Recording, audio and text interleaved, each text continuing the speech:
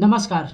आप देख रहे हैं भव्य श्री न्यूज और मैं हूं आपके साथ आदित्य। शाहीन बाग का धरना प्रदर्शन आपको याद होगा, जो कि काफ़ी दिनों तक दिल्ली के शाहीन बाग में इस प्रदर्शन को चलाया गया था और काफ़ी भव्य पैमाने पे। इसको भव्य कहना भी यहाँ पे अपने आप में ये शब्द को हम अपमानित करते हैं, क्योंकि जिस तरीके से इस प्रदर्शन को वहाँ पे कथित तरीके से या फिर घोर विरोध तरीके से चलाया गया था, इसका पूरे विश्व में जो है विरोध किया गया था। और ये शाहीन बाग का प्रदर्शन क्यों हुआ था ये भी आप भी जानते होंगे। सीए और एनआरसी के विरोध में जो है इस प्रदर्शन को चलाया गया था। हालांकि ये प्रदर्शन काफ़ी दिनों तक चला था, लेकिन बीच में एक कांड वहाँ पे हुआ था और जिसके बाद जो है ये धरना प्रदर्शन वहाँ पे खत्म भी हो चुका था, यानी कि कई महीनों चलने के बाद ये प्रदर्शन वहाँ से समाप्त हो चुका था। लेकिन अगर पिछले कुछ दिनों की बात करें तो फिर से वहीं शाहीन बाग पे उस सीए और एनआरसी को लेकर जो है प्रदर्शन किया जा रहा है। अब ये समझ में नहीं आता है कि आखिर वो कौन लोग हैं जो सीए और एनआरसी के विरुद्ध में खड़े होते हैं और इस तरीके से जो है वहाँ पे धरना प्रदर्शन करते हैं।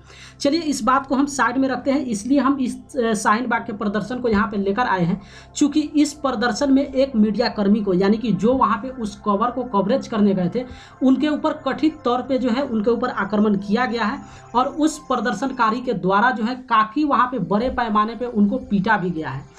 क्यों, आखिर ऐसा क्यों हुआ है? इसमें काफ़ी सारा लॉजिक है, जो लॉजिक हम आपको बताने वाले हैं, चाहे वो धरना प्रदर्शनकारी के द्वारा कहा गया हो या फिर मीडिया कर्मी के द्वारा कहा गया हो। सबसे पहले हम आपको बता देते हैं कि आखिर वो मीडिया कर्मी कौन थे। तो न्यूज नेशन का नाम आप सुने होंगे। ये जो लोग भी वहाँ पे कवरेज करने गए हुए थे, उस प्रदर्शन को जो कवरेज करने वहाँ पे गए हुए थे, ये पहले से जो वहाँ पे आयोजक थे, यानी कि जो प्रदर्शन वहाँ पे आयोजित कर रहे हैं, उनसे पहले से न्यूज नेशन वाले बात करके उस धरना प्रदर्शन को कवर करने गए थे। और पूरे भारत की बात करें या फिर भारत से बाहर भी पूरे विश्व की बात करें तो कवरेज शूट करके दिखलाने के लिए वहां पे गए हुए थे।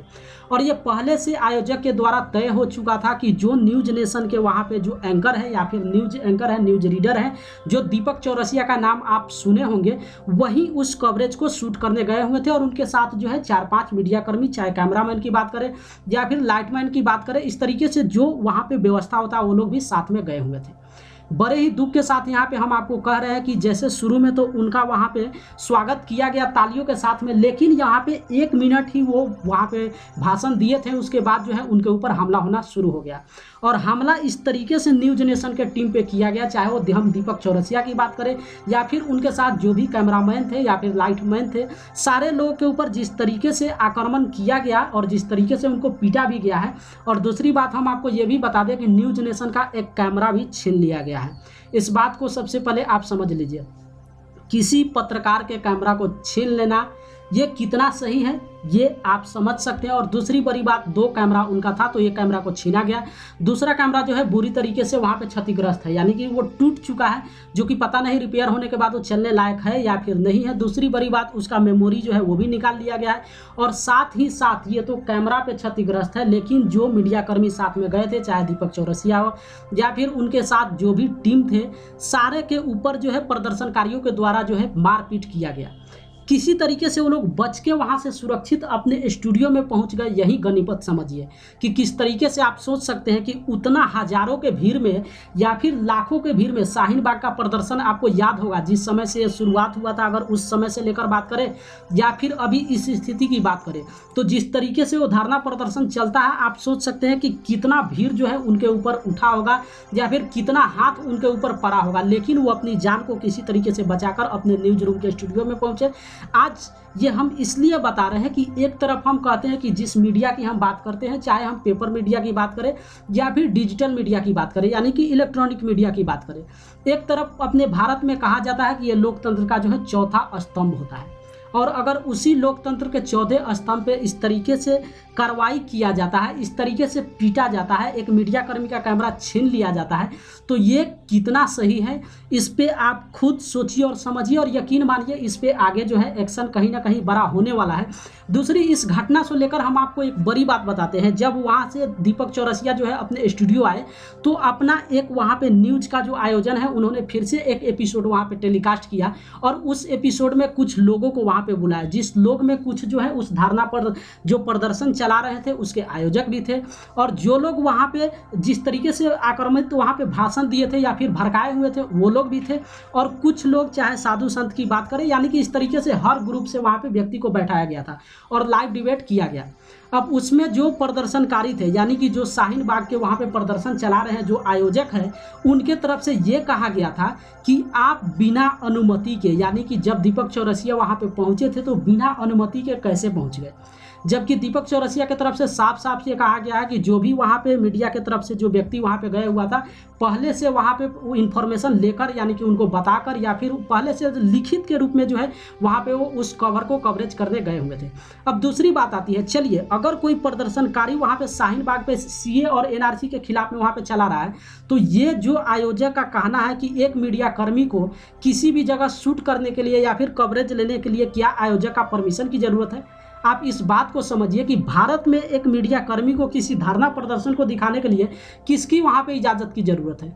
सबसे पहले इस बात को आप समझिए, अगर हर मीडिया कर्मी वही इजाज़त लेकर ही हर चीज़ को शूट करने चला जाए या फिर कवरेज करना चला जाए, तो जो हम लोकतंत्र का चौथा स्तंभ कहते हैं, इसका मतलब क्या हो जाता है। एक तरफ हम प्रेस को छूट आज़ादी वहाँ पे देते हैं, यानी कि जो मर्जी वो आप दिखा सकते हैं, जहाँ पे आपको लगता है कि कुछ गड़बड़ है, आपको उसको शक के दायरे में कोई दिखाई देता है, उसको आप शूट कर सकते हैं, उस पर आप एक्शन ले सकते हैं। लेकिन ये एक जो शाहीन बाग का प्रदर्शन वहाँ पे जिस तरीके से फिर से स्टार्ट हो गया, हम आपको ये बता दें, ये बीच में कोरोना वायरस को कारण या फिर लॉकडाउन के कारण जो है कहीं ना कहीं ये जो शांत हो गया था, फिर से ये प्रदर्शन वहाँ पे स्टार्ट हो गया है। और स्टार्ट होते ही दीपक चौरसिया वहाँ पे उसको कवरेज करने गए थे, दुनिया को ये दिखाने गए थे कि आखिर उन लोगों का समस्या क्या है, क्यों वो सीए और एनआरसी को समझ नहीं पा रहे। क्योंकि जाहिर सी बात है पूरे देश में समर्थन है, हर जगह इस बिल को पास कर दिया गया, लेकिन कुछ गुट ऐसा भी है जो आज के डेट में सिर्फ और सिर्फ उसको कुछ समझ में नहीं आता है। एक ही पॉइंट है कि हमको विरोध करना है, बस कोई पॉइंट वहाँ पे नहीं है। अब पता नहीं बीच में तो फंडिंग ये भी आ रहा था कि जितने लोग वहाँ पे बैठ रहे थे, चाहे वो पुरुष की बात हो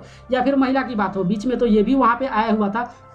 कि वहाँ पे जो महिला रात रात भर जाकर बैठती थी उनको जो है अमाउंट में मिलता था, यानी कि दिन और रात में जो लोग भी वहाँ धरना पे बैठते थे उनको किसी संस्था के द्वारा या फिर कोई बाहर का लोग था वो लोग फंडिंग करते थे, यानी कि फ्री में लोग नहीं बैठते थे। तो ये तो एक फैक्ट बात है। लेकिन चाहे जो भी बात हो, सीए और एनआरसी को उन लोगों को समझना चाहिए। और एक जो इस तरीके से बात उस आयोजक के द्वारा कहा जा रहा है कि आप परमिशन लेकर आइए, मीडिया परमिशन लेकर जाएगा, कहीं पर आप सोचिए कि क्यों हम जब कवरेज करने जाएंगे और फिर हम आपसे परमिशन नहीं लेंगे, तो फिर वहाँ पे जो प्रेस का एक छूट होता है, एक आज़ादी होता है, उसका मतलब क्या हो जाता है। फिर कहने के लिए ये क्यों रह जाता है भारत में लोकतंत्र का चौथा स्तंभ है, चाहे हम पेपर मीडिया की बात करें या फिर इलेक्ट्रॉनिक मीडिया की बात करें। तो जिस तरीके से न्यूज नेशन के टीम पे या फिर दीपक चौरसिया जी पे जिस तरीके से वहाँ पे शाहीन बाग के प्रदर्शनकारी के द्वारा जो है आक्रमण किया गया है, और जाहिर सी बात है वो लोग का एक ही बात कहना है कि हम लोग किस तरीके से बच कर आ गए हैं, यही गनीमत समझिए। क्योंकि वो जो प्रदर्शनकारी थे वो लोग जान से उनको मार देना चाहते थे, या फिर उनका ये भी कहना था कि वो लोग हमको किडनैप करना चाहते थे, यानी कि यहाँ से उठाकर लेकर जाना चाहते थे। अब ये उन लोग के पीछे मंशा क्या था वो तो प्रदर्शनकारी ही समझ सकते हैं। एक भीड़ को बनाकर या किसी भी गुट को बनाकर किसी पे आक्रमण कर देना, इसमें पता नहीं वो लोग अपने आप को क्या समझते। लेकिन इसका छोटा सिंपल सा साफ है कि आप सबसे पहले जो लोग भी प्रदर्शनकारी इतना दिनों से प्रदर्शन चला रहे हैं, शायद उनको आज तक समझ में नहीं आया कि सीए है क्या और एनआरसी क्या है। उन लोगों को शायद बेहतर होगा कि जो लोग आयोजित उस शो को आयोजित कर रहे हैं, शो ही क्यों बोले, यानी कि जो प्रदर्शन को चला रहे हैं, जो ऑर्गेनाइज वहाँ पे कर रहे हैं, बेहतर होगा कि वहीं सीए और एनआरसी को समझ ले और जाकर जितने भी उनके वहाँ पे जो गुट है या फिर जो गुंडे का है, सीधी सी बात है, इसी शब्दों में कह सकते हैं, जो लोग उस प्रदर्शन को चला रहे हैं उनको जाकर जो आयोजक है साफ साफ समझा दे, फिर ये कोई मसला ही नहीं रह जाता है। जब पूरे भारत से इसका आज़ादी मिल चुका है, हर जगह पास हो चुका है, तो कुछ एक दिल्ली के ऐसे जगह है शाहीन बाग जहाँ पे ये लोग कुछ बैठे हुए हैं और सिर्फ कुछ इनको काम नहीं है, सिर्फ शाहीन बाग का एक प्रदर्शन है, जो प्रदर्शन पता नहीं है कितना दिनों तक चलाने वाले हैं, ये तो अभी कहना मुश्किल होगा। लेकिन जिस तरीके से एक मीडिया कर्मी के ऊपर हमला किया गया है, ये हमला बड़ा ही यहाँ पे दुख के साथ यहाँ पे हम इस बातों को प्रकट कर रहे हैं कि किसी भी मीडिया कर्मी के कैमरा को छीन लिया जाता है। पता नहीं ये लोग कौन से प्रदर्शनकारी है और कहाँ से ये लोग आ जाते हैं। जब किसी यहाँ पे कहते हैं कि लोकतंत्र का चौथा स्तंभ है और उसी के कैमरा को छीना जाता है, उस पर पिटाई की जाती है। गनीमत है कि वो लोग अपने स्टूडियो में पहुँच चुके हैं, सुरक्षित तरीके से पहुँचे हैं। दो उनके जो कैमरामैन थे वो लोग हॉस्पिटल में एडमिट हुए थे, लेकिन खास उनके साथ जो है सिर्फ चोट वहाँ पे हुआ था, वो कोई ज़्यादा उनके साथ जो है क्षतिग्रस्त नहीं हुआ है। लेकिन अब आगे देखना होगा कि आगे इस पर क्या कार्रवाई होता है, या फिर जो शाहीन बाग में वहाँ पे धरना प्रदर्शन चल रहा है वो कब तक समाप्त होता है।